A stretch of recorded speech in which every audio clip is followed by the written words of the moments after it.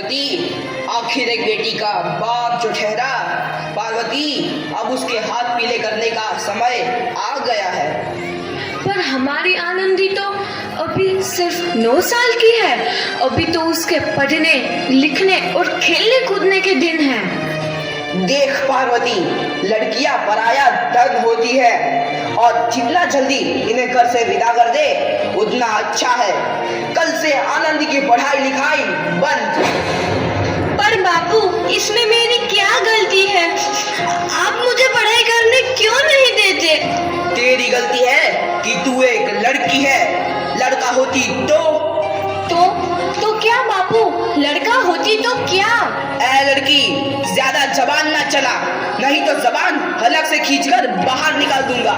बापू, मैं पढ़ लिख कर कुछ बनना चाहती हूँ। मेरी पढ़ाई ना रोको बापू। आनंदी, तुझे पढ़ना है तो पढ़, लेकिन सारी उम्र बाप की छाती पर यूं बोझ बनकर ना बैठ। पर बापू, अभी तो मेरी उम्र पढ़ाई लिखाई की है। मुझे पढ़ लिख कर डॉक्टर बनना है। पढ़ाई पढ़ाई पढ़ाई, आज तो तेरी इन किताबों का काम तमाम करके ही छोड़ूंगा। ये ले। नहीं बापू, मत फाड़ो बापू। छोरी। नहीं बापू, नहीं।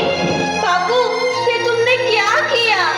तुमने मेरी इन किताबों को ही नहीं फाड़ा बापू, मेरी किस्मत फाड़ दी, मेरी किस्मत। ये कॉपी किताबें ना सिर्फ छोरों के हाथ में अच्छी लगती है, लड़कियों के हाथ में तो सिर्फ मेहंदी अच्छी लगती है, मेहंदी। पर बापू, मैं लड़की हूँ तो क्या हुआ? लड़का और लड़की तो हमारी दोनों आंखों के समान होते हैं। चुप कर आनंदी, और यह एहसान मान कि अब तक जिंदा है तू। कहीं बचपन में गला दबाकर मार दिया होता तो यह तेरी बकबक नहीं सुननी पड़ती आज। पर बापू, मुझे चूल्हा जलाना अच्छा ना लगे है। देख छोरी, जितना जल्दी हो तू चूल्हा जलाना सीख ले, उतना ही अच्छा है तेरे लिए। और हाँ, तेरा ब्याह तो होगा, वो भी कल के कल। अबला जीवन है तुम्हारी यही कहानी। आंचल में है दूध और आंखों में है पानी। मुझे माफ कर दे बेटी, तेरे बापों के जिद के आगे मेरी एक न चलेगी। माफ कर दे बेटी, मुझे माफ कर दे। इस प्रकार मात्र 9 वर्ष की छोटी उम्र में आनंदी का विवाह गोपाल राव जोशी से हो गया। बाल विवाह एक सामाजिक कुरीति है और इस कुप्रथा का शिकार होना पड़ा आनंदी को। 5 वर्ष बाद आनंदी 14 साल की हो गई है। उसके घर एक शिशु ने जन्म लिया है। देखते हैं आगे क्या होगा। देखिए ना, इसे क्या हो गया है? इसका माथा तो अंगार की तरह तप रहा है। इसे तो बहुत तेज बुखार है। आप बिना कुछ भी बोलते हैं, दीजिए मुझे। माधव, माधव, जल्दी से वैद्य जी को बुला के लाओ। जी, अभी बुला के लाता हूँ। ये तुम क्या कर रही हो आनंदी? भगवान की विभूति लगा रही हूँ। बस करो आनंदी, ये सब अंधविश्वास है। अरे आप यकीन तो कीजिए, भगवान की कृपा से इसका माथा ठंडा हो रहा है और बुखार भी उतर गया है ना बाबू? देखिए, दीजिए मुझे। उठो बाबू, आंखें खोलो, तुम्हें तुम्हारी माँ बुला रही है। आंखें खोलो, देखिए ना इसे क्या हो गया है। आंखें भी नहीं खोल रहा। आंखें खोलो बेटा। आप चुप क्यों है? आंखें खोलो बेटा, आंखें खोलो। आनंदी, हमारा बेटा कभी आंखें नहीं खोलेगा। नहीं, ऐसा नहीं हो सकता। मेरे बेटे को मुझसे कोई नहीं छीन सकता, कोई नहीं छीन सकता। पागल मत बनो आनंदी। माधव, माधव। आनंदी, बंद करो ये पागलपन। भगवान ने मेरा बच्चा छीन लिया। भगवान ने नहीं, तुम्हारी अशिक्षा और अंधविश्वास ने तुम्हारा बच्चा छीना है। अगर तुम पढ़ी लिखी होती तो आज हमारा शिशु जीवित होता। तुम अनपढ़ थी आनंदी, अनपढ़। नहीं, अब मैं अनपढ़ नहीं रहूंगी मैं अनपढ़। मैं पढ़ूंगी ताकि कल किसी और आनंदी को इलाज के अभाव में अपना बच्चा ना खोना पड़े। शाबाश आनंदी, और यही तुम्हारे अपराध के लिए प्रायश्चित भी है।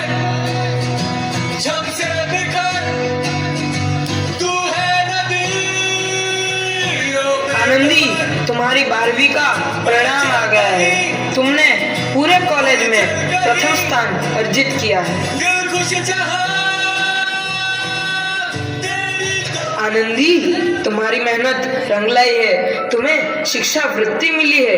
ये लो तुम्हारे अमेरिका जाने की टिकट। मुझे शिक्षा वृत्ति मिल गई, मैं अमेरिका जा रही हूँ। पर ये सब मैं अकेले कैसे कर पाऊंगी? आनंदी, अपने आप को इतना कमजोर क्यों समझ रही हो? फिर इतना पढ़ने लिखने का क्या फायदा? तुम अभी गवार की गवार नहीं हूँ मैं अब गवार।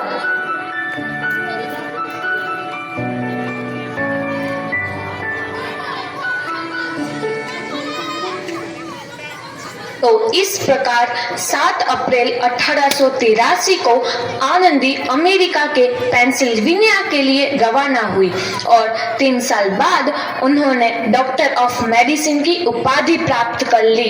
इधर आनंदी के पिता की तबीयत बहुत खराब है। आगे क्या होता है देखते हैं।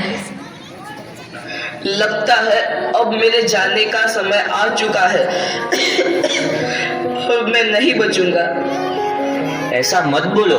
शहर के सिटी हॉस्पिटल में अमेरिका से डिग्री लेकर कोई बड़ा डॉक्टर आया है। एक बार वहां चलकर दिखा लेते हैं। हाँ, सही बोला भैया। कम से कम दिल को तसल्ली तो मिल जाएगी। हाँ हाँ, चलो चलो जल्दी हॉस्पिटल चलते हैं।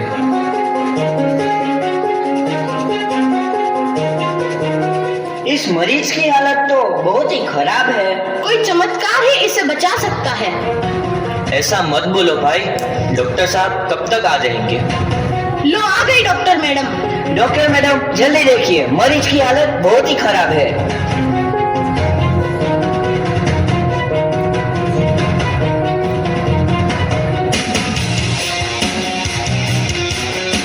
अब आप बिल्कुल ठीक हैं। मौत के मुंह से आपको बचाया है डॉक्टर मैडम ने। डॉक्टर साहब ने मुझे बचा लिया। मुझे मिलना है डॉक्टर साहब से। डॉक्टर साहब नहीं, डॉक्टर मैडम बोलो। डॉक्टर मैडम, उन्होंने ही तुम्हें जीवन दान दिया है। लो आ गई डॉक्टर मैडम, मिल लो उनसे। डॉक्टर मैडम, आपका बहुत बहुत धन्यवाद। आपने मेरी जान बचाई। इसके बदले में मैं गरीब भला आपको क्या दे सकता हूँ? वचन चाहिए मुझे कि कभी ये नहीं कहोगे कि लड़कियां कुछ नहीं कर सकती। वचन? ये कैसा वचन? अरे श्यामलाल, तुमने पहचाना नहीं? तुम्हारी बेटी आनंदी। आनंदी? मेरी बेटी आनंदी डॉक्टर? हाँ बापू, वही आनंदी जिसके लिए बचपन में तूने चूल्हा और दूल्हा के अलावा कुछ नहीं सोचा था। आनंदी, आनंदी मेरी बेटी, मुझे माफ कर दे। मैं तेरा गुनहगार हूँ बेटी। नहीं नहीं बापू, वही आनंदी जिसके हाथ पीले करके तुम उसकी सारी जिंदगी काला कर देना चाहते थे। माफ कर दे मुझे मेरी बच्ची, माफ कर दे। मैं तेरा अपराधी हूँ मेरी बच्ची, माफ कर दे। नहीं बापू, मैंने तो तेरा एहसान चुकाया है। याद है ना अपना एहसान जो बचपन में तुमने मुझ पर किया था? ताने सुना सुना कर जीते जी मार डाला था मुझको। अब बोल, और किस किस को मारेगा? आनंदी बेटी, मुझे माफ कर दे मेरी बच्ची। मैं तेरा गुनहगार हूँ। बापू, आपने ही तो बोला था किताबें सिर्फ बेटों के हाथ में अच्छी लगती है, बेटियों के हाथ में तो सिर्फ मेहंदी। बेटों और बेटियों में फर्क करना तो आंखों में फर्क करने समान है। एक का पढ़ना और दूसरे का ना पढ़ना सामाजिक अंधकार है बापू, सामाजिक अंधकार। उपकार मांगता हूँ मैं तुझ जैसी बेटी का, जिसने सारी उम्र मुझसे कुछ ना मांगा तो सिर्फ बराबरी का दर्जा। वरना सच तो यह है कि मैं तेरी माफी के लायक भी ना हूँ। मुझ जैसा बाप तेरी बराबरी कर सके उसके मैं लायक भी ना हूँ मेरी बेटी, मैं लायक भी ना हूँ। अपने बापू को क्या माफ नहीं करोगी आनंदी? माफ कर दो आनंदी, माफ कर दो। सुबह का भूला यदि शाम को घर लौट आए तो उसे भूला नहीं कहते। बापू। तो इस प्रकार आनंदीबाई जोशी ने अपनी मेहनत और अटूट इरादे से न केवल भारत की पहली महिला डॉक्टर बनी, बल्कि आगे चल के उन लड़कियों के लिए सुनहरा रास्ता दिखा गई जो जीवन में कुछ करना चाहती थी।